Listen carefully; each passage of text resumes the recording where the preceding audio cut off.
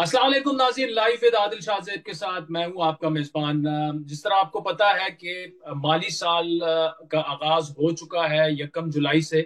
और हमने गुज़श्ता दो शोज जो हैं, विफाकी वजीर पेट्रोलियम अली परवेज मलिक और साथ में विफाकी वजीर तवानाई सरदार अवैस लगारी से तफसीली गुफ्तगू की कि गवर्नमेंट के प्लान्स क्या हैं और अभी तक जो स्ट्रेटेजी गवर्नमेंट की रही है, क्या गवर्नमेंट अपने अहदाफ भी हासिल कर पाएगी या नहीं। इसके अलावा सियासी मामलात की अगर बात की जाए तो इस वक्त तहरीक इंसाफ के अंदर जो धड़ेबंदी है वो काफी खुलकर सामने आ चुकी है।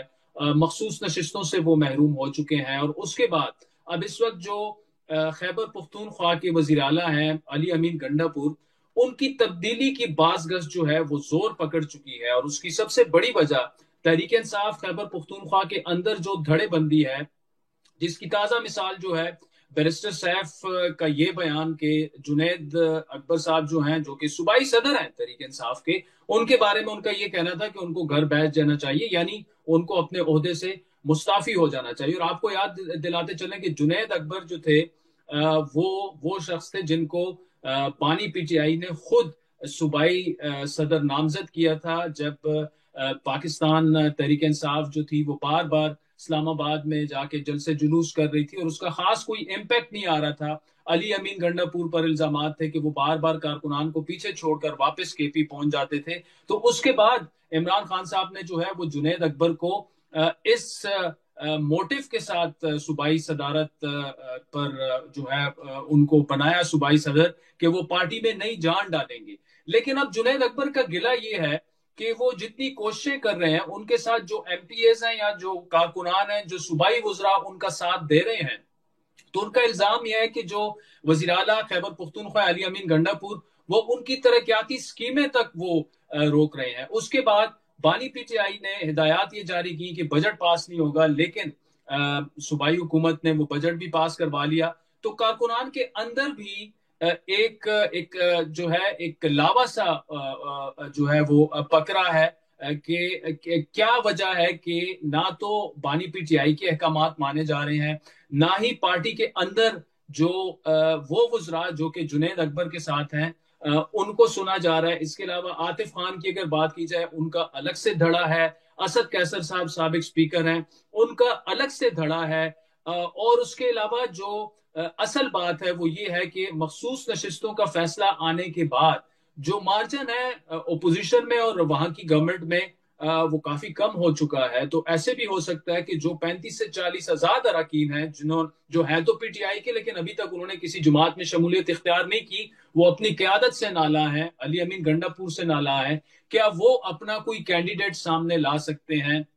और साथ में जेयूआई जो अपोजिशन की सबसे बड़ी जमात है, वो भी हमारी इतलात ये है कि ऐसा अगर कोई मूव हो तो वो उनको सपोर्ट करेंगी। साथ में पीपल्स पार्टी और मुस्लिम लीग नून की भी वहां पे अच्छे खासे एमपीएस वहां पर मौजूद हैं। तो वहां पर चांसेस इस बात के हैं कि वहां पर अली अमीन गंडापुर की जो हुकूमत है वो टॉपल हो सकती है, कोई और वजीर आला आ सकता है। और साथ में वहां पर जो बैड गवर्नेंस के मसाइल हैं, खुसूसन लॉ एंड ऑर्डर की सिचुएशन अगर देखी जाए तो गुज़श्ता रोजी एक असिस्टेंट कमिश्नर जो है उनकी शहादत हुई। उससे पहले जो है स्वात में जो फ्लैश फ्लड्स आए, अगर हम बैड गवर्नेंस की बात करें तो एक ही खानदान के 18 अफराद जो हैं वो कई घंटे रेस्क्यू के 1112 के मुंतजर रहे इमदाद के, लेकिन इमदाद बर वक्त ना पहुंच पाई और दरियाए स्वात की जो बेरहम मौजें हैं वो उनको साथ में बहा के ले गई। काफी तनकीद हुई और रेस्क्यू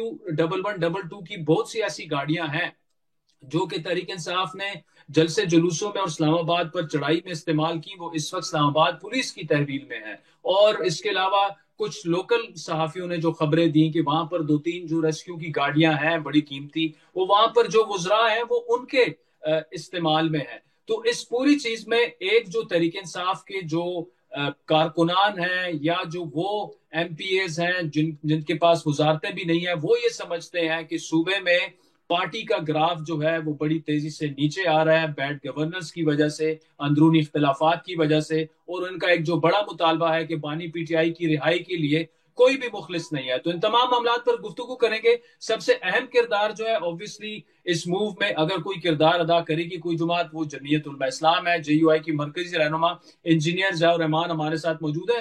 इसके अलावा फवाद चौधरी साहब के वो भाई भी हैं, और इमरान खान साहब के बड़े तगड़े वकील वो रह चुके हैं। फैसल चौधरी साहब, बड़ी ग्रिप है उनकी तहरीक इंसाफ के जो अफेयर्स हैं उन पर, वो हमारे साथ मौजूद होंगे। और उसके अलावा अरशद अजीज मलिक साहब नामवर सहाफी हैं KP के, उनसे पूछेंगे कि नंबर गेम क्या है, और क्या वाकई जो हमें बाहर से बैठ के नजर आ रहा है कि KP में गवर्नमेंट टॉपिल हो सकती है, उनको पिशावर में बैठ के क्या लग रहा है। और फिर हम इंटरनेशनल अफेयर्स पे भी आज के प्रोग्राम में बात करेंगे। इंजीनियर ज़ाहिर रहमान साहब, thank you so much for joining us. ये बताइएगा कि चेमगोइयां चल रही हैं कि अली अमीन गंडापुर की गवर्नमेंट जो है KP में वो खत्म होने जा रही है। उसके बहुत सारे अवामिल हैं। एक तो पार्टी के अंदर 6-7 जो है धड़े हैं, ग्रुपिंग है, और सबसे जो दूसरी बड़ी वजह है लॉ एंड ऑर्डर की सिचुएशन है, जो कि आपसे बेहतर कौन जानता है जो आप लोगों के साथ वहां पे हो रहा है। और तीसरी जो बैड गवर्नेंस है। अब चूंकि मखसूस नशिस्तों के बाद नंबर गेम जो है वो बड़ी कम रह गई है, और किसी भी वक्त कुछ भी हो सकता है। तो एक तो ये बताइएगा कि JUI की इस बारे में क्या स्ट्रेटेजी होगी, अगर ऐसी ऐसी कोई मूव होती है तो JUI कहां पे खड़ी होगी? बहुत शुक्रिया आदिल भाई। देखें, आपने KP गवर्नमेंट के हवाले से खुद ही वो बुनियादी चीजें बयान कर दी हैं कि जो वो तकरीबन हम 1 साल से ज्यादा हो गया है कि हम उसको विटनेस कर रहे हैं कि वहां पे बदअमनी जिस नहज तक पहुंची हुई है। आज भी आपने देखा अफसोसनाक वाकया हुआ बाजावड़ में, और इसी तरह ये रोज का मामूल बनता जा रहा है। और उसके अलावा करप्शन जो है, बदउनवानी है, बद इंतजामी है। शायद पाकिस्तान की तारीख में इस हुकूमत से ज्यादा कोई बद इंतजाम, बदउनवान और करप्ट हुकूमत आपने देखी हो। उसके अलावा उनके अपने धड़ेबंदियां अपनी जगह पे मौजूद हैं। मैं जमीयत उलमा इस्लाम के कारकुन की हैसियत से ये जरूर आपको बताना चाहता हूं कि इस वक्त भी जो है वो जमीयत उलमा इस्लाम हिज़्ब इख्तिलाफ की सबसे बड़ी जमात है। और ये मखसूस नशिस्तों के बाद फिर ये चीज जो है वाजे हो गई है कि जमीयत उलमा इस्लाम जो है वो अपोजिशन की सबसे बड़ी पार्टी है। तो हम क्यों कर इससे लाताल्लुक रह सकते हैं कि हमारा सूबा बदअमनी के हाथों तबाह बर्बाद हो, करप्शन के हाथों तबाह बर्बाद हो, और बद इंतजामी के हाथों तबाह बर्बाद हो। और ये सिर्फ एक सूबे की तबाही नहीं है, एक इकाई की तबाही नहीं है। जब किसी मुल्क की एक सूबा, उसकी इकाई जो है वो तबाह बर्बाद होती है तो उसका नुकसान रियासत और मुल्क को होता है। तो हमने कभी भी PTI को और अली अमीन गंडापुर की इस कठपुतली हुकूमत को एक जैसा नहीं समझा। हमने हमेशा PTI को जो है वो और तरीके से ट्रीट किया है, और इस KP के बदउनवान हुकूमत को हमने और तरह से ट्रीट किया है। आप इसके विटनेस हैं। पिछले पूरा साल आपने देखा है कि हमने PTI के साथ उठना बैठना भी किया है, उनके साथ मुज़ाकरात भी किए हैं, उनको 26 अमेंडमेंट में आखिर हद तक अपने साथ चलाया भी है। लेकिन हमने एक लम्हे के लिए भी KP की गवर्नमेंट को स्पेस नहीं दी। उसकी वजह यही है जो तीनों अवामिल जो है वो आपने बयान किए हैं। तो मैं नहीं समझता कि जमीयत उलमा इस्लाम जो है इस तरह के हालात में वो इस सूबे में सबसे बड़ी अपोजिशन पार्टी होते हुए इन हालात से लाताल्लुक रह सकती है। अच्छा, तो इसमें ज़ाहिर रहमान साहब आपकी जवाब का जो क्रक्स है वो तो यही है कि अगर कोई ऐसी मूवमेंट आती है तो ऑब्वियसली आप हिज़्ब इख्तिलाफ की सबसे बड़ी जमात हैं, तो ये आप ही इनिशिएट करेंगे। लेकिन इसमें फिर सवाल ये है कि जब तक PTI के वो आज़ाद अरकान जो कि खुद वज़ीर आला के रवैये से नाला हैं, दिल बर्दाश्ता हैं, जब तक वो आपके साथ नहीं होंगे तो आप वहां गवर्नमेंट चेंज नहीं कर सकते। और ऑब्वियसली इनिशिएट आपको इसलिए करना पड़ेगा क्योंकि आप ही ओपोजिशन की जमात है ना। पीपल्स पार्टी इतनी तादाद में नहीं है, PMLN वहां पे नहीं है। तो अगर आप ये इनिशिएट करेंगे तो इसके लिए बाकायदा पहले तो आपको ओपोजिशन जमातों के साथ बैठना पड़ेगा। देखिए आदिल भाई, बिल्कुल आपकी बात बजा है। इस वक्त भी अपोजिशन में हम ये जो पाकिस्तान पीपल्स पार्टी है, पाकिस्तान मुस्लिम लीग है, ANP है, ये सब अभी इस वक्त भी KP में हम अपोजिशन में इकट्ठे बैठे हुए हैं, और हम एक साथ ही अपोजिशन का हिस्सा हैं। लेकिन चूंकि आप जिस तरह आपने भी कहा, मैं भी यही मेरा दावा है कि हम चूंकि इस वक्त KP में सबसे बड़ी अपोजिशन की जमात है, تو لازمی بات ہے کہ اس حوالے سے جب بھی تبدیلی کی بات ہوگی، جب بھی چینج کی بات ہوگی، تو اس حوالے سے ایک مشترکہ حکمت عملی جو ہے وہ بنے گی، جو اس کے جو ہے امکانات، اس کو آپ نظر انداز نہیں کر سکتے، لیکن چونکہ اس پر ابھی باضابطہ کوئی چیز شروع نہیں ہوئی، جب شروع ہوگی وہ آپ کے سامنے بھی آئے گی۔ لیکن جو اصل بات میں آپ کے سوال کے جواب میں بتانا چاہتا ہوں کہ یہ ہم نہیں ہوں گے کہ جو ہم پی ٹی آئی کے جو ہے وہ کسی گروپ کو کہیں گے کہ جی آپ آئیں اور آپ حکومت کو تبدیل کریں۔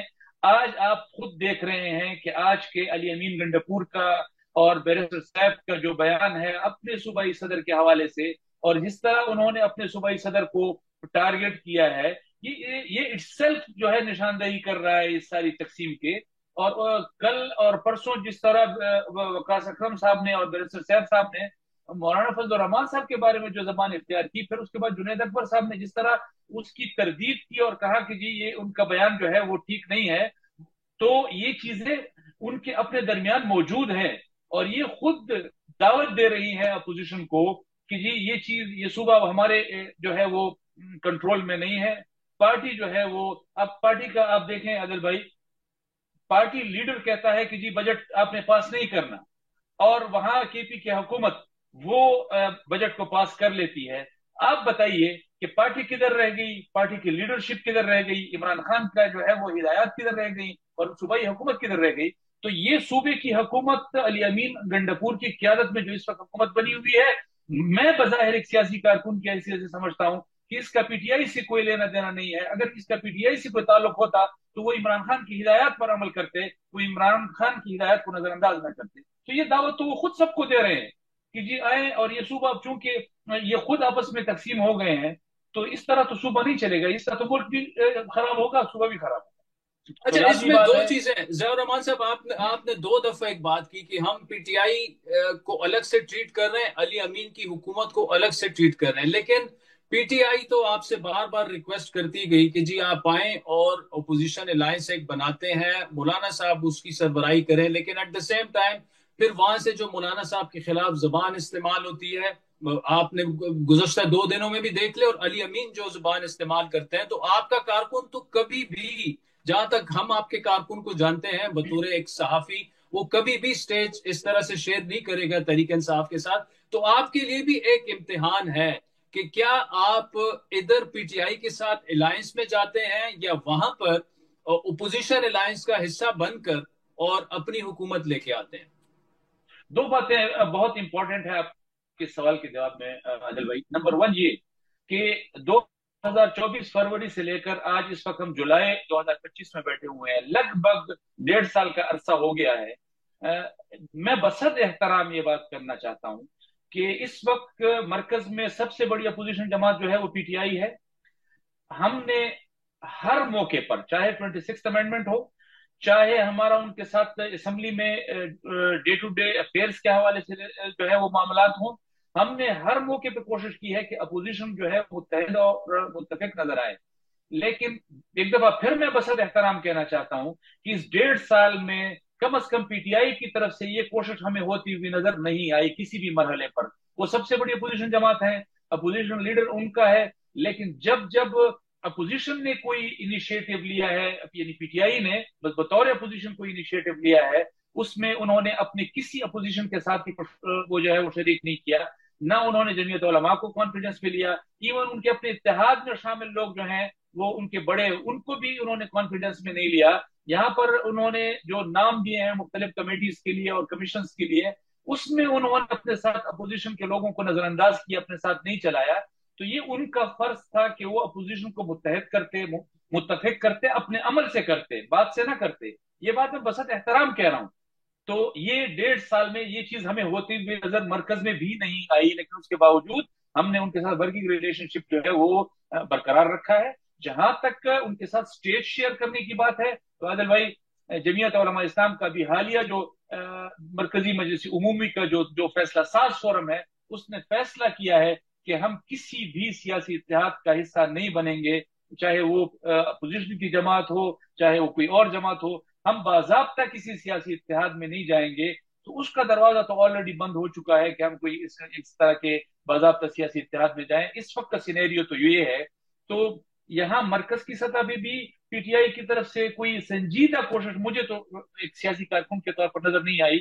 अमलन नहीं की, हाँ उन्होंने बयानात की हद तक की है, लेकिन उनके बयानात को फिर जिस तरह अली अमीन गंडकूर ने, फिर जिस तरह वक्कास अकरम ने, फिर जिस तरह बैरिस्टर सैफ ने सबोताश किया है, इसका जो है सद्देबाब, इसकी रोकथाम ये फिर उनको अपनी पार्टी में करनी चाहिए। मैं उन पार्टी से बाहर का बंदा उनकी इस अमल पर जो है वो किस तरह एक वो कर सकता हूँ? मैं तो सिर्फ एक तजिया कर सकता हूँ, एक रद्दमल दे सकता हूँ। कंट्रोल करना उनका काम है, जो वो नहीं कर सके और उसमें वो नाकाम साबित हो रहे हैं।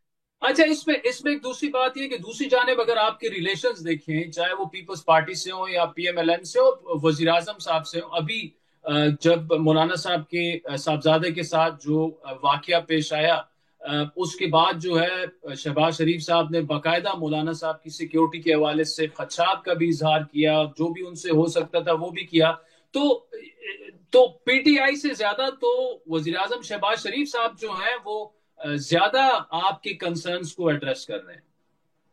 आदिल भाई, मेरे ख्याल में सियासी जमातों का, सियासी लोगों का, सियासी कारकुनों का यही रवैया होना चाहिए कि आप उनसे नजरियाती इख्तलाफ करें, आप उनकी हुकूमत की मुखालफत करें, आप अपोजिशन में बैठें, तो आपकी पॉलिसीज के हवाले से आपका कि हिकमत अमली वो उसका जो है ना वो एक फर्म बुनियाद पर होनी चाहिए। आपके रवैये जो है वो हमेशा नरम होने चाहिए। रवैये सियासी लोगों के कभी भी रिजिड नहीं हुआ करते, वो एक दूसरे के साथ बैठते हैं, वो एक दूसरे की बात सुनते हैं, जहां जहां गुंजाइश हो। ये अपोजिशन का काम है कि अपोजिशन मुल्क की मामलात में वो एक चीज की निशानदेही करती है, और ये एक अच्छी हुकूमत की निशानदेही भी जो है एक निशानी भी हुआ करती है कि वो अगर कोई इस तरह के मामलात हों तो वो फिर उसको एड्रेस भी करते हैं, वो फिर उस पर अमल दरामद भी करते हैं।